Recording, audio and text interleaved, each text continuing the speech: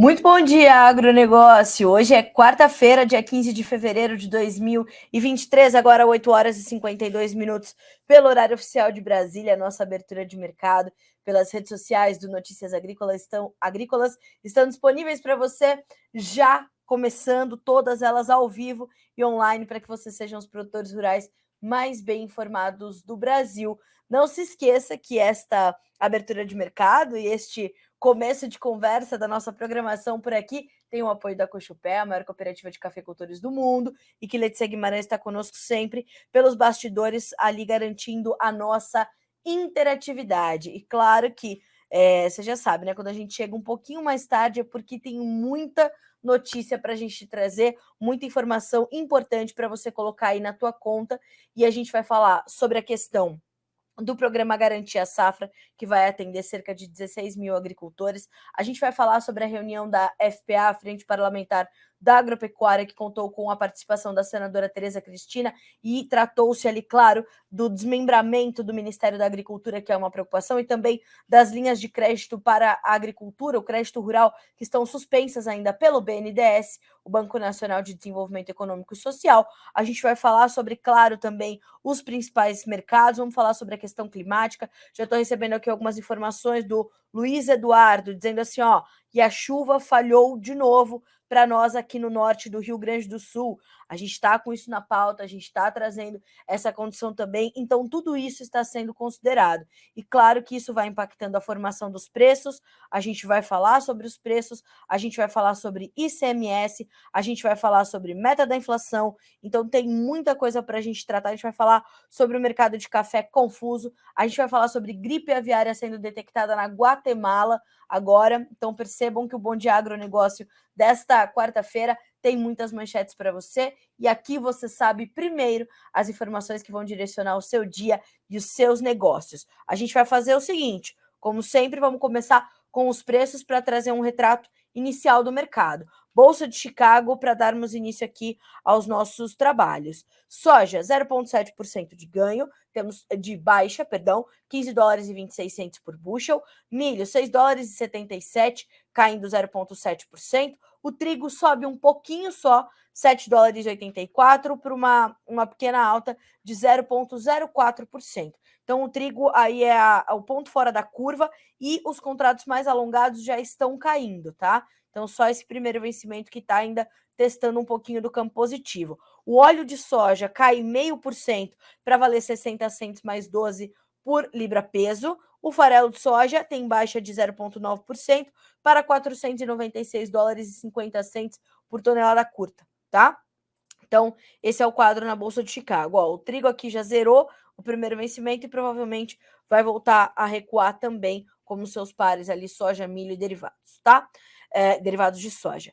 Bolsa de Nova York, nós temos baixa de 1,2% para o café, que depois da alta de ontem, 1 dólar e 81 mais 5 por libra peso, apesar dessa queda de 1%.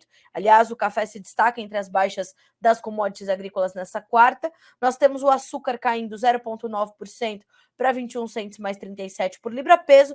O algodão tem queda de 0,4% para 85 centos mais 0,8 por libra. O petróleo, 78 dólares e 33 centos por barril no WTI, que perde 0,9%, enquanto para o Brent a perda é de 0,6% para 84 dólares e 91 centos por barril. O gás natural tem a sua baixa de 0,9%, o ouro cai 1,07%, a prata 1,9%, o cobre 1,4% de baixa. Neste mesmo momento, o dólar index sobe, tem alta de 0,3% para 103.477 pontos. Os índices acionários todos caem nos Estados Unidos, na Europa ali algum comportamento misto, né? E nós temos, então, é possível perceber que a gente tem um dia negativo para as commodities, né? Nós temos ainda, para o fechamento da Bolsa de Dalian, mercado futuro lá na China, queda para o farelo, queda para o óleo, queda para o milho, queda também para o suíno vivo. Então, a gente está nesse ínterim, né? E vendo que realmente hoje é um dia mais azedo ali para as commodities, né? Um dia mais amargo. Vamos fazer o seguinte: vamos para o nosso próximo destaque, que é essa baixa generalizada das commodities. Pessoal, enquanto eu estou aqui trazendo as manchetes e trazendo os destaques, mandem as suas perguntas, mandem os seus comentários e a gente vai respondendo a vocês por aqui, tá bem? Mande sobre quais mercados você quer saber, condições climáticas, enfim, aquilo que você precisa saber agora para a gente poder ir te respondendo. Eu vou deixando as perguntas sempre para o finalzinho, que eu posso me alongar um pouco mais nelas e trazer respostas mais detalhadas, tá? Mas a Letícia está cuidando de receber tudo por aqui. Linhas de comunicação estão abertas no YouTube, no Instagram e também no Facebook, além do nosso próprio site, o noticiasagricolas.com.br, onde a gente tem ali um botãozinho faça sua pergunta e você pode participar conosco por ali também. Bom, como eu disse, vamos para a nossa próxima manchete. Sim. No Insta, pessoal, quem estava nos acompanhando no Instagram, a gente estava com um probleminha, estamos ali recomeçando, mas no YouTube seguimos por aqui, tá bem? Então vamos lá. Hoje, como eu dizia, vamos trazer ali essa questão da baixa nas commodities, hoje generalizada, um mercado mais avesso ao risco, né? É um mercado que tem essa dificuldade um pouco maior, dada essa alta do dólar index um pouco mais forte, né, do que nós víamos há algumas semanas. Então, o dólar index hoje apresentando um ganho um pouquinho mais intenso, né, um ganho um pouquinho mais presente, é possível perceber, bem como a gente tem também ali as preocupações que já fazem parte, né, do dia a dia do mercado, que ele já sabe. Nós temos a preocupação de uma retaliação da China com os Estados Unidos em função daqueles balões que foram abatidos, né, balões dito espiões da China pelos americanos, né? Nós temos essa situação e os mercados vão então tendo essa preocupação das relações políticas e econômicas China-Estados Unidos. Nós estamos prestes a completar um ano de guerra entre Rússia e Ucrânia, o conflito que vai encontrando, inclusive, espaço para novas escaladas. As declarações são bastante agressivas, como sempre. Então, a gente tem esse novo momento do conflito Rússia-Ucrânia, o que também é uma preocupação. Então, esse também é um ponto importante de monitoramento. Nós temos também a questão de o mercado ter muito foco, né, e olhar muito de forma muito detalhada para a condição, por exemplo, dos. Voltamos para o Instagram. Se você prefere nos acompanhar por lá, estamos de volta no Instagram. Nós temos essa condição, né, do mercado olhar com muita atenção para as taxas de juros nos Estados Unidos. Ontem, os dados da inflação foram divulgados. Pela manhã, a inflação cedeu, mas cedeu num ritmo não tão forte, não forte o suficiente para promover uma baixa de juros ali, segundo os especialistas, pelo Federal Reserve, o Banco Central norte-americano. Então, neste ambiente, a gente tem que entender que continuam os juros altos, por isso que a gente vem falando muito sobre isso aqui no Notícias Agrícolas. Não são juros altos só para o Brasil, né? E Joe Biden não escreveu uma cartinha, né, para Jerome Powell, presidente do Federal Reserve, dizendo: olha, não gostei que você deixou os juros altos, ou que você não sinaliza um corte de juros mais à frente. Não, é sabido que para controlar a inflação de forma mais consistente nos Estados Unidos, é preciso manter os juros altos nesse momento. E aí são os técnicos falando, né? Sugiro que, se você não acompanhou ontem a entrevista que Antônio da Luz, economista-chefe da Farsul, nos deu aqui no Notícias Agrícolas, veja, tá? O link para essa entrevista tá aqui no @jornalista Carla Mendes. Se você não segue esse perfil ainda aqui no Instagram, pode seguir, vou deixar o perfil aqui para vocês. Ali tem o link, mas claro, vou deixar o caminho para vocês seguirem também, fazerem esse caminho para encontrar essa entrevista aqui no Notícias Agrícolas, tá? Menu, vídeos,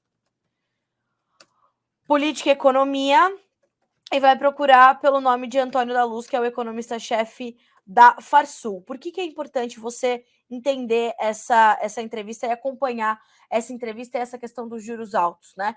Porque ela impacta diretamente no seu dia a dia e nas rotas que você tinha planejado para os seus investimentos, para os seus novos investimentos, né? Então, o alerta de Antônio da Luz é bastante claro.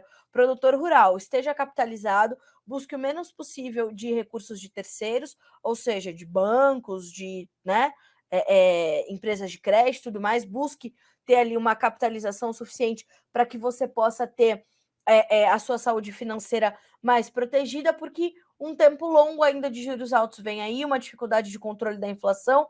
Antônio da Luz pontua que o processo de controle inflacionário foi interrompido em janeiro, né? Então a gente tem toda essa amarração de fatores para ser um ponto de atenção para ti, e que para os Estados Unidos não são diferentes. E esses sinais de alerta, eles continuam no mercado, então deixam o mercado, vez ou outra, mais azedos, mais amargos. E para isso também separei, para a gente arredondar este comentário sobre as baixas das commodities e também essa versão ao risco um pouco mais latente no mercado nessa quarta-feira, o retrato que faz Eduardo Vanin, analista de mercado da Agriinvest Commodities, sobre este momento, sobre esta manhã de quarta-feira. Bolsas caindo, petróleo caindo e commodities também. O índice de frete marítimo, por outro lado, está nas mínimas da pandemia. Coisa boa, vai te ajudar a compensar de alguma forma. A inflação nos Estados Unidos caiu, isso porque melhora ali para o importador, né? A inflação nos Estados Unidos caiu, mas foi muito pouco. Nesse ritmo de queda, o Federal Reserve não vai tirar o pé do acelerador. Muitos países importadores de grãos enfrentando problemas sérios de liquidez, segundo alerta do FMI, o Fundo Monetário Internacional. A China divulgou suas diretrizes para o setor agrícola, aumento da área de soja e novas cultivares. As apostas estão sobre os transgênicos. Mercado de prêmios da soja no Brasil, FOB e custo e frete China, bem mais lento essa semana. Mapas mostram um pouco mais de chuvas para o Rio Grande do Sul e a Argentina nos próximos 5 dias. Este é o retrato e o resumo de Eduardo Vanin, analista da Agriinvest Commodities, para este começo de quarta-feira. Então, pontos importantes são alguns desses pontos que a gente vai desdobrar também, mas fica esse retrato para você, e ao longo do dia a gente vai desdobrando essa condição dos mercados, das commodities, se vão continuar a intensificar as suas baixas, enfim, a gente vai te trazendo todo esse quadro, tá bem? Então, na sequência, vamos trazer aqui mais informações. Seguindo com os nossos destaques, vamos falar um pouquinho sobre os números do DERAL, Departamento de Economia Rural do Estado do Paraná, que foram divulgados nessa terça-feira, sobre a colheita do milho verão, a colheita da soja e o plantio da segunda safra de milho. Números importantes. Paraná, pela sua natureza, por ser o segundo maior estado produtor de soja do país, enfim, tem ali uma importância grande, e esses números, então, foram divulgados. A colheita da soja no Paraná, segundo os números do DERAL, avançou 5 pontos percentuais na comparação com a semana anterior, à medida em que os produtores, para oleaginosa, tentam tirar o atraso inicial dos trabalhos de campo. O início da colheita vinha demorando para ganhar ritmo no Paraná, após um alongamento do ciclo da lavoura por conta de questões climáticas, condições adversas de clima. Produtores já tinham colhido 15% da safra no mesmo período do ano passado. Então, temos 7% de colheita da soja concluída contra 15% de 2022 neste mesmo período. Todavia, se a gente compara com 2023, a gente já tem uma superação. 2023 nós tínhamos 3%, e a gente está próximo do índice de 2020, que era de 10%, né? Então, esses são os números aí do DERAL para a colheita da soja. E veja, o clima foi benéfico para a colheita da soja, que avançou 5 pontos percentuais, sendo colhidos mais de 287 mil hectares na semana passada, segundo Edmar Gervásio, especialista do DERAL. O DERAL, inclusive, projeta uma área recorde para o plantio da soja 22-23 no estado do Paraná, de 5,74 milhões de hectares, um aumento de 1% em relação à safra passada. Sobre o plantio da segunda safra de milho, o plantio também evoluiu bem, uma vez que a colheita vai bem, o plantio vai puxando atrás, né? E nós tivemos aí mais de 210 mil hectares sendo semeados na última semana, ainda segundo ali o relato de Edmar Gervásio, e o DERAL estima que o estado tenha plantado cerca de 12% das suas áreas dedicadas à segunda safra de milho, uma alta semanal de 8 pontos percentuais. Sobre já a colheita da primeira safra de milho, do milho verão paranaense, segundo ainda os números do DERAL, nós temos alguma lentidão. O produtor paranaense tem buscado dar prioridade à colheita da soja, e com isso o avanço na última semana na colheita do milho verão foi um pouco mais tímido. Cerca de 7% das áreas tiveram colheita, um avanço semanal de apenas 3 pontos percentuais. Então, foco agora do produtor paranaense é colher a soja e plantar a safrinha de milho. Os dois avançaram bem na última semana, em detrimento da colheita do milho verão. Portanto, estes são os números do DERAL, Departamento de Economia Rural do Estado do Paraná. Bom, vou reforçar para vocês. Mandem suas perguntas, mandem seus questionamentos, mandem suas opiniões. A gente quer ouvi-los aqui no Bom Dia Agronegócio. Você pode falar conosco pelo YouTube, você pode falar conosco pelo Instagram, pelo Facebook e também pelo nosso site, o noticiasagricolas.com.br, tá certo? Ali tem um botãozinho, faça a sua pergunta, você pode entrar por ali também e trazer as suas perguntas, os seus questionamentos, a gente vai respondendo tudo por aqui, tá certo? Como eu sempre costumo dizer, a gente vai deixando as perguntas para o final, para que eu possa ter mais tempo ali, né, nas respostas e possa dar mais atenção aos questionamentos que vocês nos fazem, tá certo? A gente tem aqui algumas perguntas já sobre a soja, temos também essa perguntas sobre as questões do mercado de carbono para o agronegócio. Já a gente chega ali e vai trazendo as respostas, tá certo? Bom, na sequência, a gente vai falar sobre os dados divulgados ontem também, dados não, mas as estimativas da ANEC, Associação Nacional dos Exportadores de Cereais, para as nossas exportações de soja e milho. E para ambos, a ANEC trouxe uma redução, corrigiu para baixo as suas estimativas de exportação, porque nós temos ali problemas logísticos. Então, a exportação de soja brasileira deve ficar entre 7,6 e 9,4 milhões de toneladas neste mês de fevereiro, contra 9,7 da previsão da semana anterior, baseada em embarques e também na programação de navios, ou seja, no nosso line-up. Já a exportação de milho foi prevista em 2,1 milhões de toneladas contra 2,3 previstos na semana anterior, o que faz com que a ANEC traga para baixo as suas estimativas de exportações de soja e milho. Neste momento, o atraso na colheita da soja, o atraso nos trabalhos de campo, que faz com que haja uma dificuldade que essas ofertas cheguem aos portos, o line-up é crescente, vai concentrando o embarque, esse é inclusive um outro fator de pressão sobre os prêmios da soja.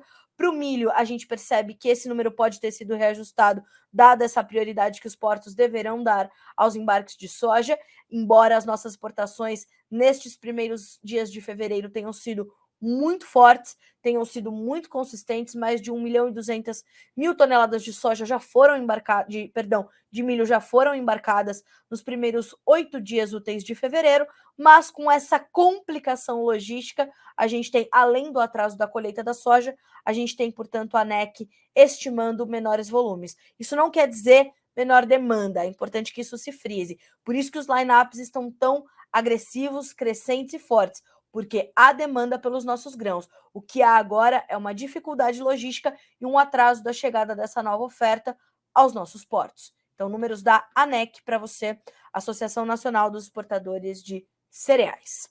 Bom, falando um pouquinho sobre o mercado de grãos, né, soja e milho, a gente tem, então, essa condição que eu acabei de colocar, dessa pressão sobre os nossos prêmios. Hoje é um dia de baixa para as commodities de uma forma geral, e eu percebo que a soja e o milho vão, inclusive, aprofundando um pouquinho as suas perdas. Neste momento, os preços da soja caem de 10,5 a 11,5 pontos nos contratos mais negociados.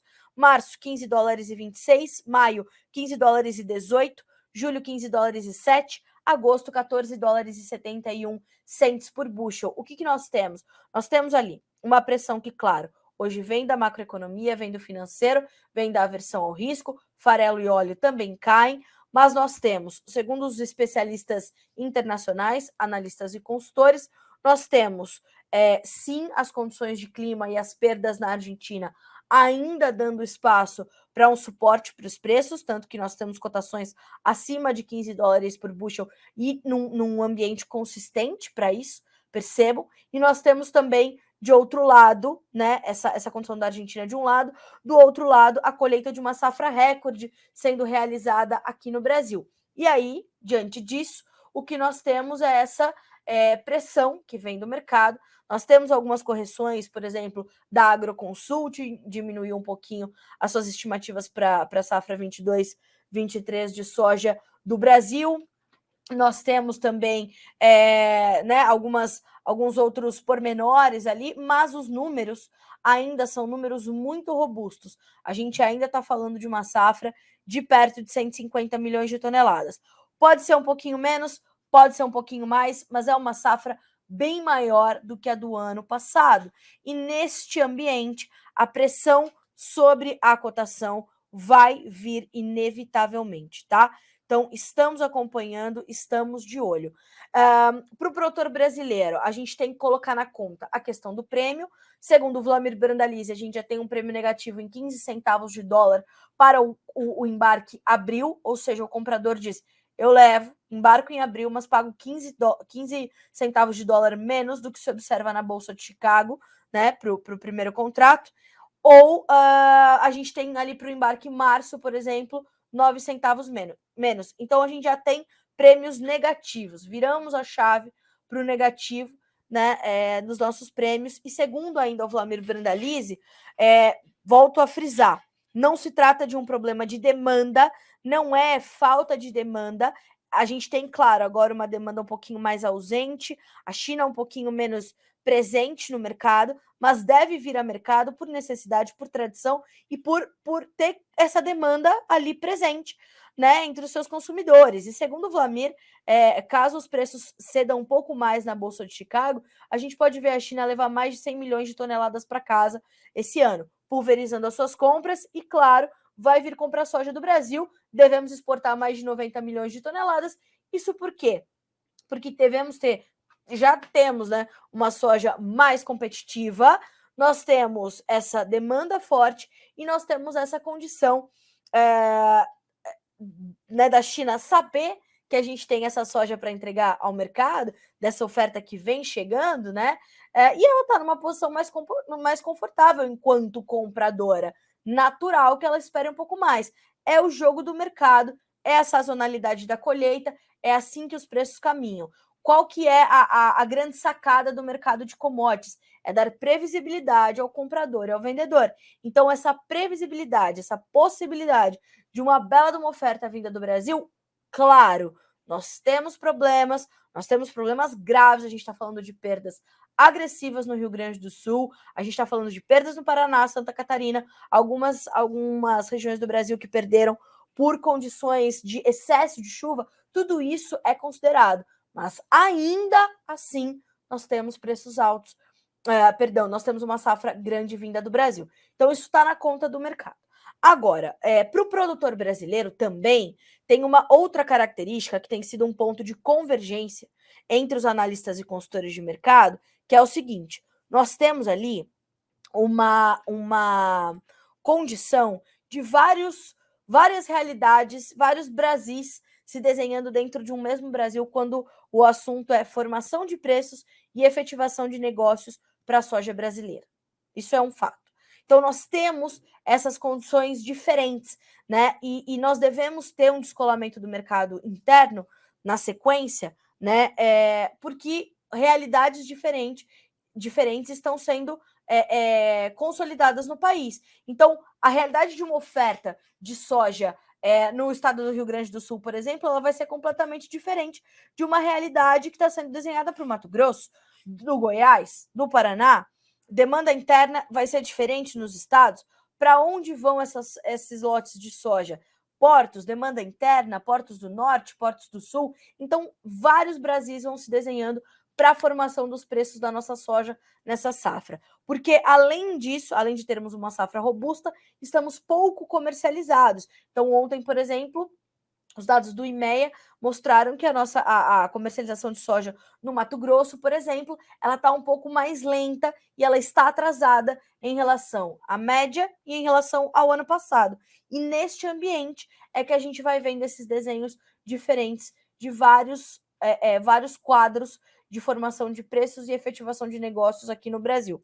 O que não quer dizer que os preços não estejam remunerando adequadamente o produtor brasileiro. porque estão, né? Ainda estão. Inclusive, é manchete no Valor Econômico nesta manhã de quarta-feira que uma acomodação dos custos de produção para a safra 23-24 pode, inclusive, elevar as margens, com Itaú e Rabobank confirmando essa tendência de recuperação das margens, e mais do que isso, a gente trazendo ali uma confirmação de uma notícia que nós demos já há algumas semanas, né? Em janeiro, nós demos essa mesma relação que o Valor está dando hoje, justamente trazendo este quadro dos custos de produção. A gente focou bastante ali nos fertilizantes, com a análise do Jefferson Souza, também com a análise dos agroquímicos. Então, a gente está falando de relações de troca melhores, de margens melhores, e tudo isso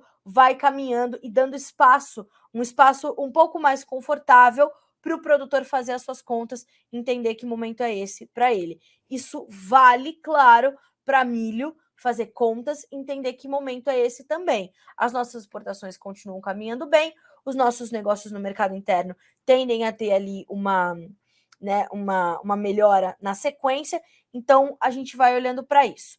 Para fechar esse comentário do mercado de grãos, quero trazer também a condição dos fretes, tá? Nós temos fretes subindo muito, segundo também o levantamento da Brandalise Consult. A gente está falando de algo entre 500 e 550 reais por tonelada de soja, por exemplo, para ser escoada do interior para os portos. Há um mês tínhamos algo entre 350 e 370 reais por tonelada. Se a gente pensar em valor por saca, a gente está falando de 22 a 33 reais por saca, 22 a 25 reais por saca, perdão, há um mês. Esse valor já subiu para 33 reais por saca e no pico da colheita pode alcançar 40%, 40 reais por saca, tá?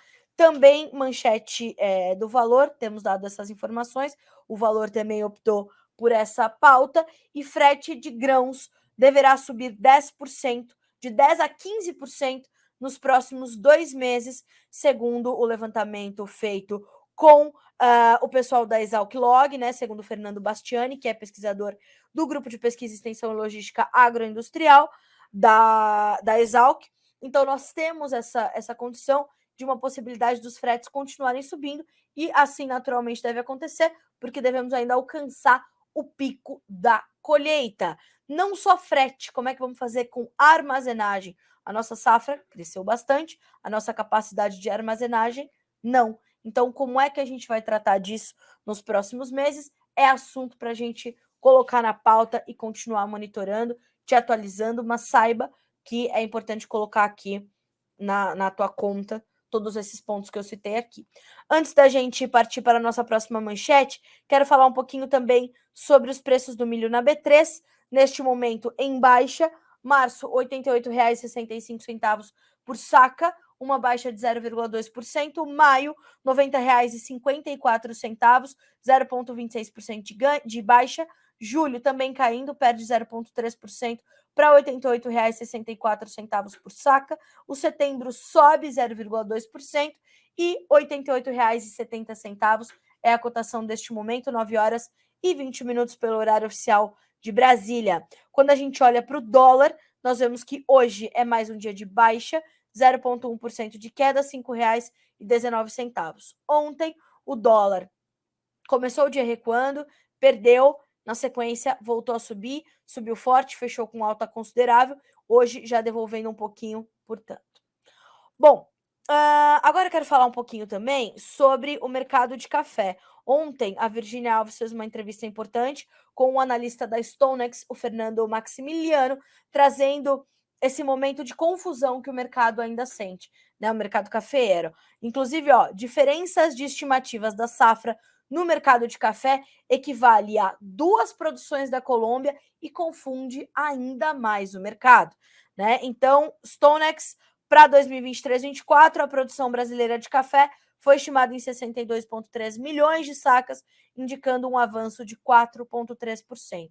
Então, esses números, e eu tenho falado muito sobre isso aqui no Bom Dia Agro, esses números que vão se acumulando para o mercado de café, essas informações, essas notícias, ora positivas, ora negativas, elas têm mantido essa condição de preços muito voláteis na Bolsa de Nova York.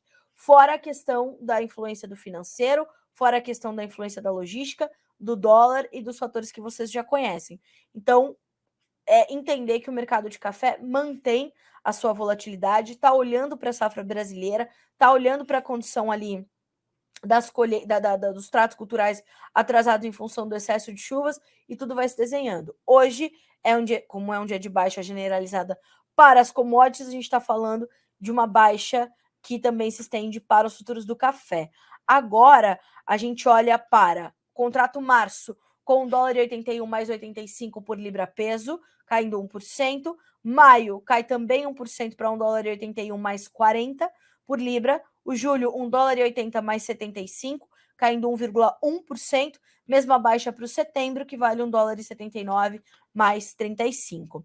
Quando a gente olha para o mercado interno, a gente sente essa mesma volatilidade, essa mesma...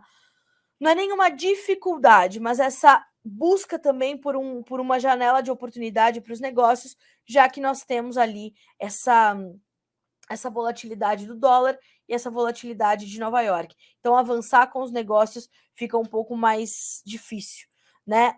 Então, monitorar todos os dias essa movimentação para saber o que a gente pode esperar para a sequência, para os preços do café, tá bem?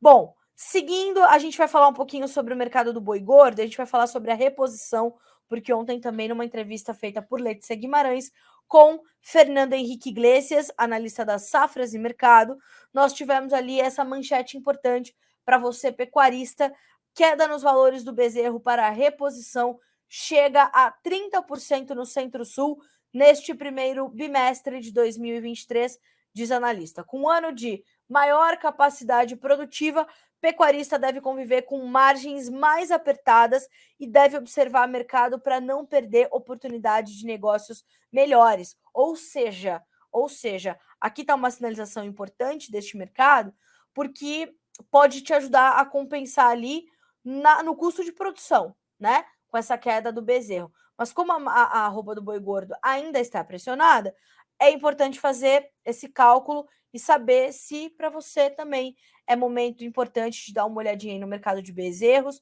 investir ou não, mas pode ser, hein? Pode ser que venha. Então, mercado de boi gordo, ainda sentindo essa, como eu falei, né? Essa pressão sobre os preços da arroba, sente agora essa diferença aí com os preços do bezerro, e a gente vai buscando te dar informações diariamente, porque esse também tem sido um mercado muito demandado aqui no Bom Dia Agro, as informações todos os dias, perdão, chegando para vocês, e todo dia, 11h30, meio-dia, a gente tem informações fresquinhas do mercado do boi gordo, tá bem? Então, fique atento e veja só. Outro tema que chama atenção, destaque de Fernando Henrique Iglesias, para o mercado do boi no momento é o diferencial de base entre os preços praticados em São Paulo e no norte do país, chegando até a R$ 60 em algumas circunstâncias. No mercado paulista, segundo o analista, os negócios para o boi China seguem nos patamares de R$ 295 a R$ 300 por arroba, o que parece ser um teto para o setor, pelo menos por enquanto. Então, como eu falei, olhar e monitorar dia após dia, não dá para trazer essa diferenciação, tá bem?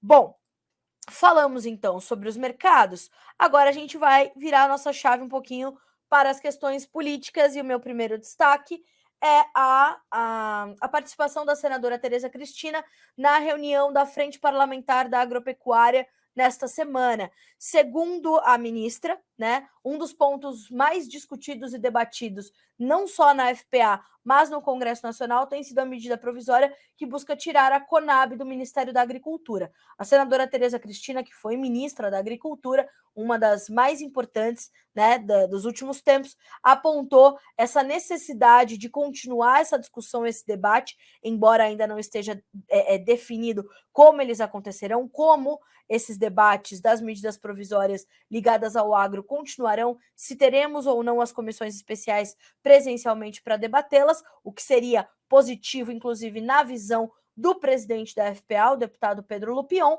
mas que trata-se de uma preocupação realmente grande do setor, esse desmembramento do Ministério da Agricultura, principalmente com a saída da Conab partindo para o Ministério do Desenvolvimento Agrário.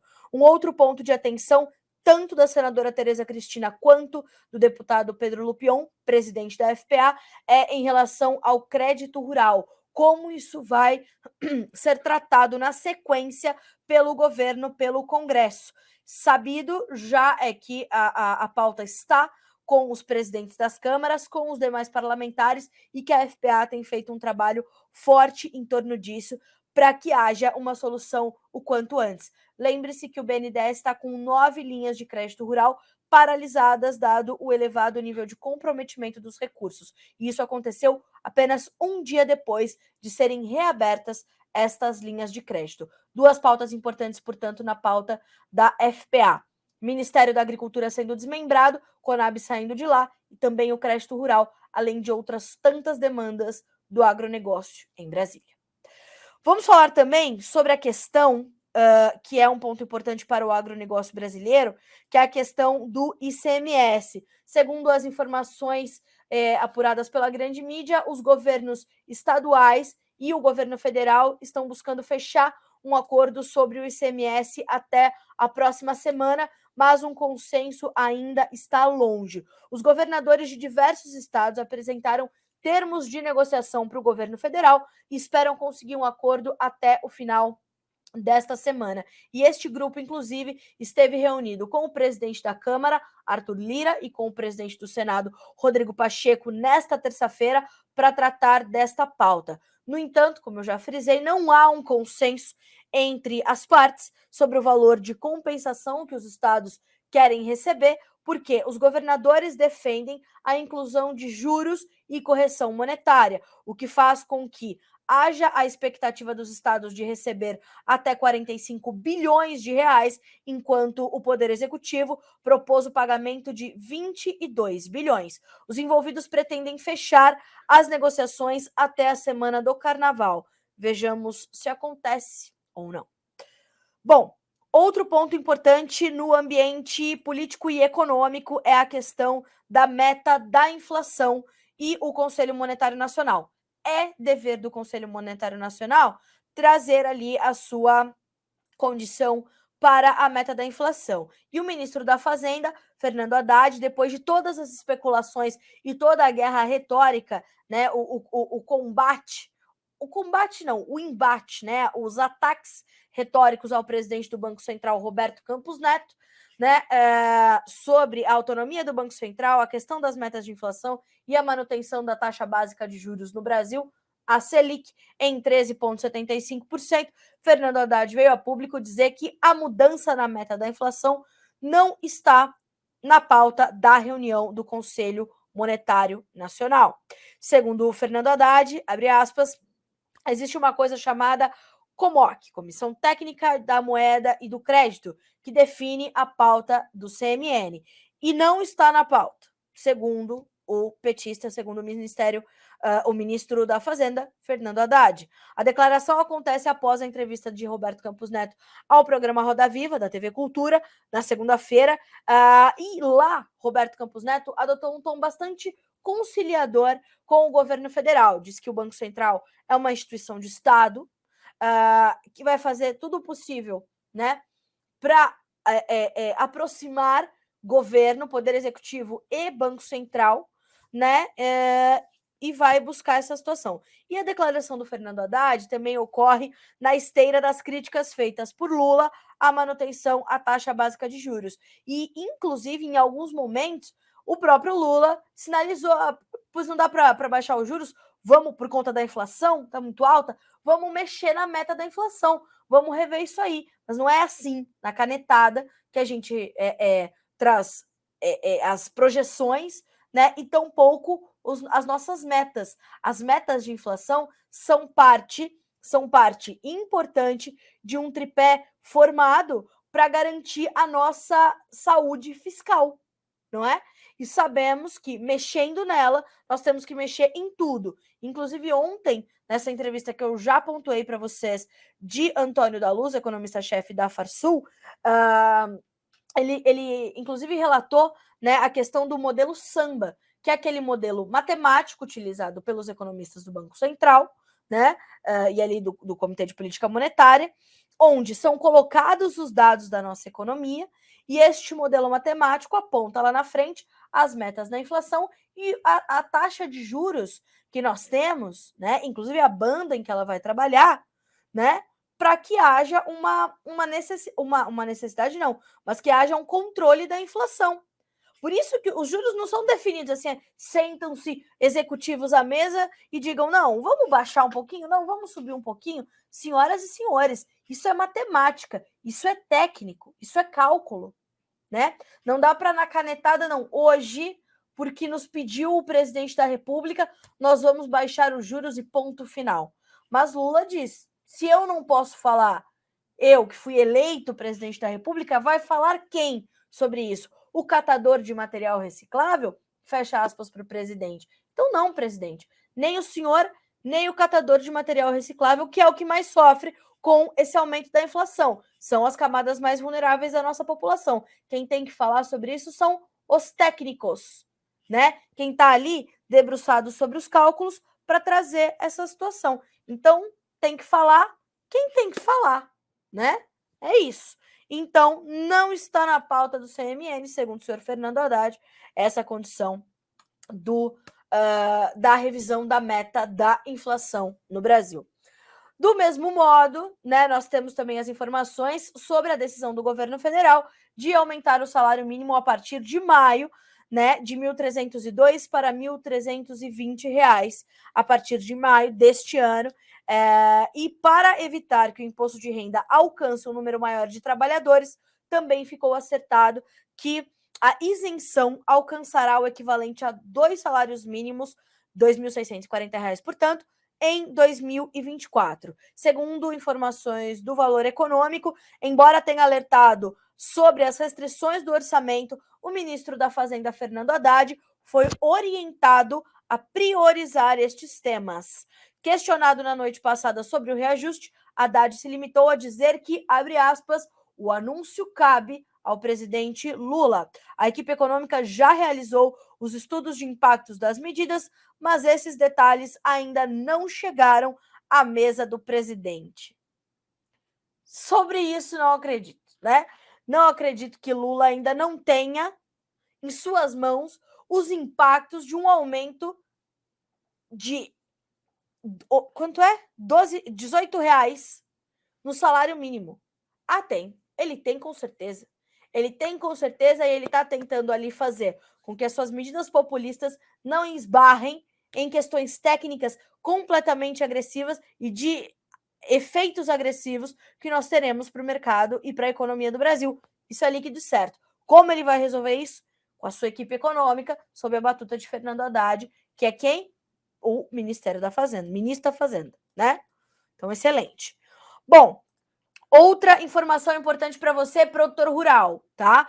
O programa Garantia Safra autorizou o pagamento para mais de 16 mil agricultoras e agricultores familiares. Foi publicado no Diário Oficial da União desta terça-feira a portaria que determina o pagamento do Garantia Safra às agricultoras e agricultores que aderiram ao benefício na safra 2021-22. Neste mês receberão pagamento os agricultores de, atenção, Alagoas, Bahia, Ceará, Maranhão, Paraíba, Pernambuco e Sergipe. O montante total do recurso será de 14 milhões de reais. A ação tem como objetivo garantir a segurança alimentar de agricultores familiares que residam em regiões sistematicamente sujeitos à perda de safra por razão de estiagem ou enchente. Tem direito a receber o benefício em parcela única de R$ 850 os agricultores com renda mensal de até um salário mínimo e meio, tá? Quando tiverem perdas de produção igual ou superior a 50%. O Garantia Safra é pago de acordo com o calendário de pagamento dos benefícios sociais. Se você quiser saber mais sobre isso, eu sei que é uma informação importante, às vezes não só para você, mas para alguém que você sabe que está nessa condição, está posto ali para você, então, né, essa informação do Garantia Safra, tá? Então, já está disponível a notícia completinha para vocês no Notícias Agrícolas. Bom, passadas as nossas manchetes, senhoras e senhores, vamos ali aos nossos comentários, vamos responder as perguntas que nós estamos recebendo, né, por aqui, e vamos lá. O pessoal que está nos mandando bom dia, muito obrigada pela companhia, por dividirem as manhãs de vocês conosco. Para nós é um prestígio ter a sua audiência, obrigada. Ó, chovendo aqui no norte de Mato Grosso, me diz o Juliano Neto. O Adriano Oliveira, Castro, Paraná, capital nacional do leite, verdade. Nós temos também o Edinaldo de São Paulo. O Ferril. Bom dia. Com a queda dos preços, com a queda dos prêmios, maiores estoques de soja e a relação com a safra passada, você acha que a quebra na safra da Argentina e no Rio Grande do Sul irá influenciar os preços da soja?